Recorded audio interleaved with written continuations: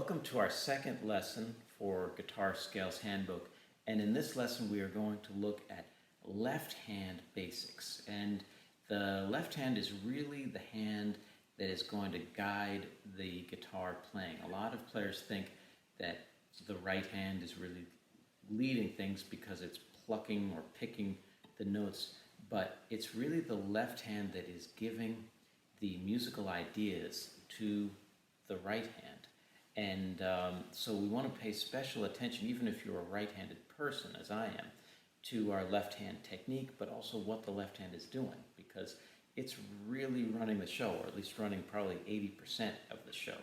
So the first thing we want to mention with the left hand, and this, obviously everyone's hand shapes and sizes are different, but for most people it's going to be helpful when we have somewhat of a large stretch with the guitar to bring the thumb down around to the back of the neck of the guitar, somewhat in parallel to the index finger, as you can see here.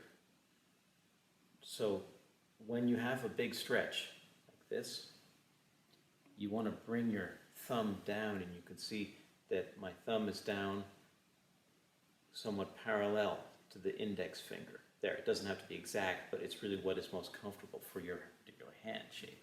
The other thing is when you have a big stretch in the guitar, instead of keeping your elbow out, you may bring your elbow in, and that also can help facilitate wider stretches or getting the tips of your finger on the guitar. So those are a few things. The last thing I'd like to mention about helping with wide stretches on the guitar is you also can raise the neck up higher. So you can do all of these things. You can bring your thumb down.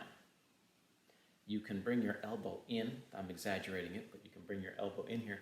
And then you can raise the neck up higher on the guitar, as even very high, and do all of those things so that you can get a really large stretch. Now, you're not always going to have such huge stretches in your guitar playing, but this is a very helpful technique to use. Now, another thing with the left hand that's sometimes overlooked is finding that sweet spot on the fretboard to fret or to play a note. And for most guitars, what I've found in my experience is it's right behind the fret metal, so right here. So this is, if you want to have a nice clean sound that doesn't have much buzzing,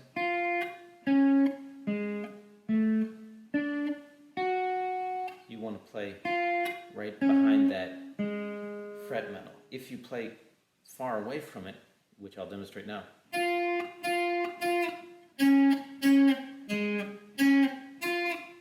you're going to hear a lot of buzzing.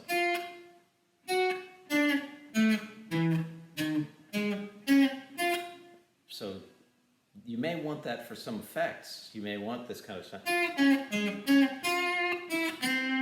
for some effect in a song, but most of the time you probably want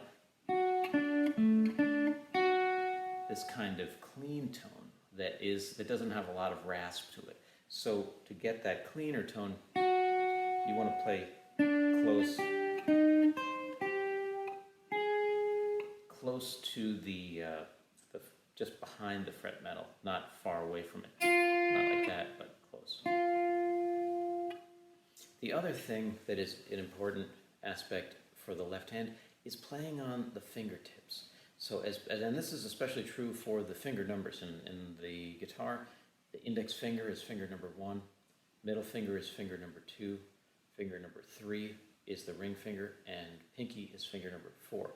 And the pinky is generally the weakest finger in some guitars. Even some of the greatest virtuoso guitarists try as best as they can to avoid the pinky. I think my own personal philosophy is let's try to use it as needed, because sometimes you can get some really great passage work in there if you can stretch with the fourth finger. And so having said that, we should always try to play on the tips of the fingers like this, or if you see from this angle, on the tips here, because that's going to give us the most precise sound and and a really positive sound, especially if you're playing, if you're playing electric or acoustic, whichever one, you're going to have the most proficiency getting around the guitar in a clean way with the playing on the fingertips. And a few more things I want to mention, and a lot of these things are overlooked in even advanced players, is disengaging from the string. So, and this is especially true for people when they want to play really fast, high velocity playing. It's very important to coordinate both hands, but what's equally important is disengaging from the notes once you play them. So one thing you may want to do is just line up one finger per fret, like you could do 5th fret, 6th fret, 7th fret, 8th fret, and just lift your fingers up and down just to try to get that feeling of the fingers going up and down.